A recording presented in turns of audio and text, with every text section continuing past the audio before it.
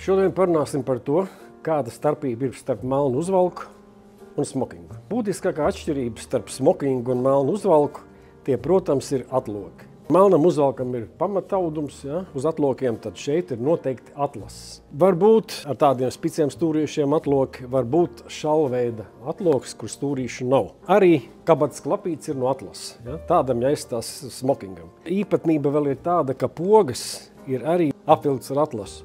Un vēl interesanta lieta, ka iekšpusē smokingam ir vēl viena poga, kas piešūta garā kājiņā. Un kāpēc viņi ir vajadzīgi? Viņi vajadzīgi tāpēc, lai tad, kad saviesīgā pasākumā jums vajag lūgt dāmu uz deju, lai paplašinātu uzvalku, aizpogā uz to garāko podziņu, uz garāko kājiņu un vienkārši iegūst kustības brīvību lielāku. Un, protams, arī aksesāri. Podziņas, kas ir tādas pašas tā kā aproču pogas krakliem un tikai taureņš.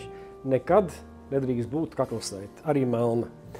Un kraklam stūrīši pēc izvēles.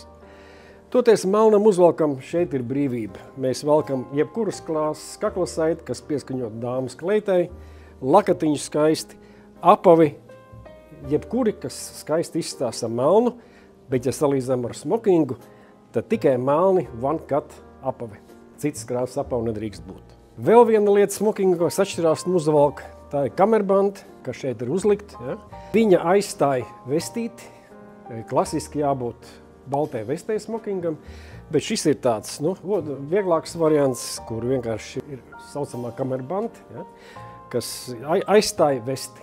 Un vēl viena neatņemama sastāvdaļa šī te baltais lakatiņš, ja, kuram jāizlien laukā no kabatiņas tik daudz, lai būtu vienādi ar cik daudz manžet iziet ārā no piedurknes.